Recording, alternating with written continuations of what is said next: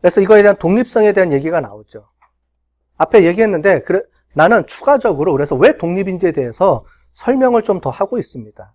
총 3가지로 설명을 해요.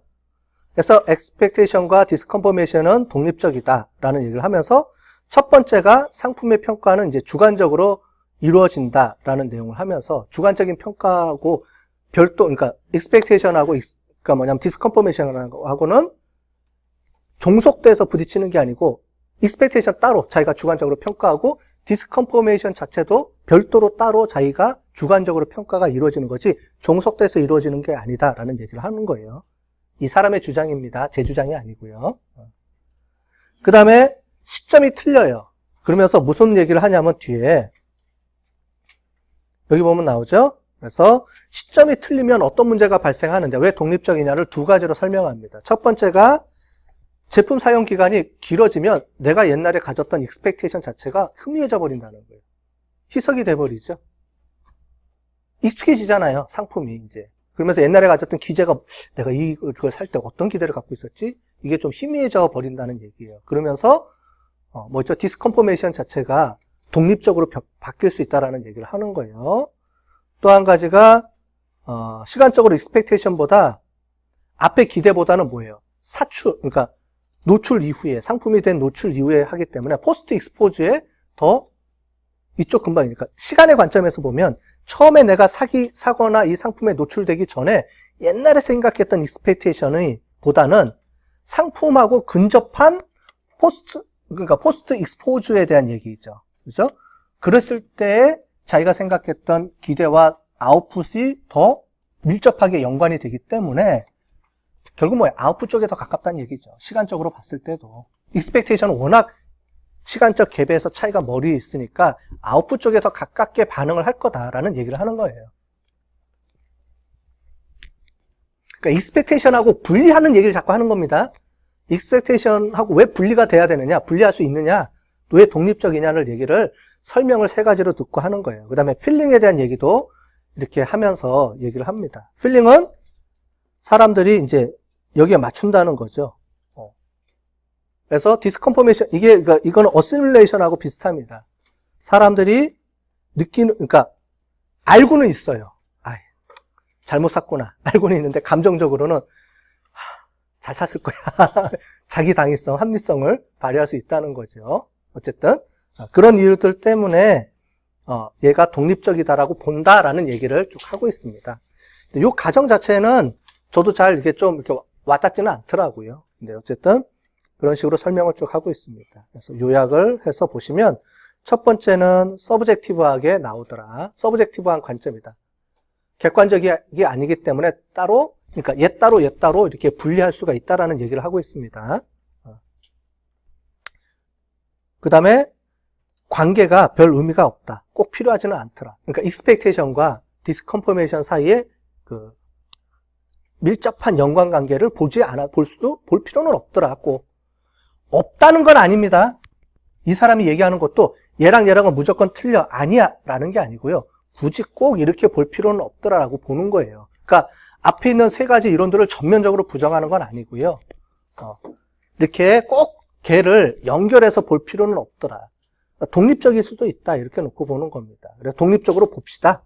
이렇게 얘기를 하는 거예요. 방법에 따라서는 연구 방법은 이렇게 해서 실험을 했어요. 자기가 얘기한 걸 증명을 해야 되잖아요. 그래서 학생의 자동차 이제 모델에 대한 반응 연구를 쭉 한 겁니다. 그래서 선호도 조사해서 하고 여기 보시는 것처럼 익스펙테이션에 대한 거를 사전 사후 조사하고 디스컨포메이션도 프리포스트 검사하고 뭐 이렇게 해서 측정한 거죠. 자기가 이런 거를 익스펙테이션하고 뒤에 보면은 디스컨포메이션도 측정하고 새로 측정해서 나온 겁니다. 그래서 처음에 이 모델이 있고요. 이거를 뒤에 구분해서 합니다. 얘는 코릴레이션 간의 관계예요. 근데 중요한 핵심은 뭐냐면 이 디스컨포메이션, 그러니까 사람이 불일치를 경험하면 어펙션하고 인텐션, 어펙트는 뭐죠? 애티튜드랑 비슷한 내용입니다. 애티튜드, 어펙트는 뭐 같이 많이 봐요. 태도인데 태도에 대한 감정적인 부분을 어펙트로 보니까 그래서 어펙트하고 인텐션, 우리로 치면은 TRA에서는 애티튜드 인텐션이죠. 여기는 어펙트하고 인텐션 똑같이 보시면 비슷하게 보시면 돼요. 그래서 어펙트가 영향을 미치면 인텐션에 영향을 미치고 하는 거에 디스컨포메이션이 중요한 영향을 주더라. 상관관계가 높더라. 라고 본 거예요. 그런데 중요한 게 있죠. 익스펙테이션하고는 상관관계가 없다고 나왔습니다. 옛날에는 아웃풋하고 익스펙테이션을 따로 봤어요. 그러면서 중간에 디스컨포메이션이 있었을 거야 라고 해석을 해줬는데 이 사람은 자기는 직접 디스컨포메이션을 측정을 해본 거예요. 사람들한테. 그랬더니 익스펙테이션하고 디스컨포메이션하고 영향력이 나와야 되죠. 익스펙테이션이 높으면 네거티브하게 나와야 되고 반대로 네거티브한 코릴레이션이 나와야 되는데 해봤더니 어떻게 나왔어요? 관계가 없다라고 나온 거예요. 네거티브한 관계, 포지티브한 관계가 아니고 아예 익스펙테이션과 디스컨포메이션은 아무런 관계가 아니다라고 증명이 된 겁니다. 이게 그거예요. 얘는 뭐냐면 1번하고 자기 거예요. 그러니까 얘는 아무런 의미가 없죠. 짝대기는. 그래서 보시면 얘를 기준으로 해서 봅니다. 그래서 1번 어펙트하고 인텐션하고는 관계가 높게 나와요. 즉 디스컨포메이션이 어펙트하고 인텐션에 영향을 주더라. 그러니까 관계가 있더라라고 놓고 본 건데 중요한 건 얘기죠. 오버럴 익스펙테이션하고의 관계가 3번인데 얘는 어떻게 나왔어요? 제로예요. 아무런 관계가 없다고 나온 거예요. 여태까지 생각했던 거는 익스펙테이션과 아주 밀접한 관계가 있어야 되는데 자기가 직접 측정해서 봤더니 관계가 없게 나오더라라는 얘기를 여기서 하고 있습니다. 자, 그러면서 중요한 게 테이블 2에 대한 얘기가 나와요. 여러분들 이거 보시기 힘들었죠? 안 봐서 모르겠죠? 괜한 얘기를 했네. 그죠? 자, 이게 뭐냐면 2x2 뭐냐면 2웨이 안오바예요. 오늘 앞에 수업 시간에 뭘 했죠? 맨 마지막이 2웨이 안오바 했었죠? 얘가 그거예요. 2웨이 안오바. 2웨이 안오바는 뭘부터 보라고 그랬죠? 인터랙션. 그죠? 두 요인들 간에 인터랙션이 있는지 없는지를 보고 그 다음에 있든 없든 그 다음에 따로따로 주효과를 따로따로 본다 그랬죠? 여기서 보면 얘가 뭐예요? 메인 이펙트죠. 이 말은 무슨 말이냐면 익스펙테이션이 높고 낮음에 따라서 차이가 있는지를 본 거예요. 어떻게? 이 값들을 통합해서 종합해서 지금은 따로 분리했지만 이걸 평균 내고 얘도 평균 내고 했을 때 값을 비교한 겁니다. 그렇게 봤을 때 어떻게 돼요? 익스펙테이션 그 다음에 디스컨포메이션을 따로 본 거예요. 자, 이겁니다. 익스펙테이션이 높으면 그죠? 어펙트가 요게 위에가 어펙트의 관계입니다. 어펙트. 얘는 디스컨포메이션하고 익스펙테이션의 관계를 본 게 아니에요. 왜요? 별도라고 봤잖아요, 우리는. 그러니까 옛날 이론하고 그 관계를 본 게 아니에요. 그 관계는 이미 여기서 증명됐잖아요.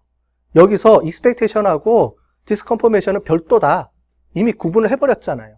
종속적이지 않다라고 구분을 하고 그 다음 연구가 뭐냐면 그렇다면 따로 띄워놓고 봤을 때 익스펙테이션과 디스컨포메이션이 높고 낮음에 따라서 서로 간에 따라서 과연 소비자들이 어떻게 반응을 할지를 그러니까 테이블 2가 또 따로 본 거예요. 그랬을 때 어떻게 봤느냐? 익스펙테이션이 높으면 어펙트랑 인텐션이 다 높게 나온 거예요. 됐죠? 보시면 무슨 말이에요? 어펙트가 낮을 때 2.97, 높을 때는 3.87. 둘 중에 뭐가 더 높아요? 즉 기대치가 높을 때 사람들이 더 애티튜드가 더 많이 높게 형성된다는 거잖아요. 인텐션도 마찬가지죠? 그죠? 여기도 인텐션도 마찬가지예요. 그래서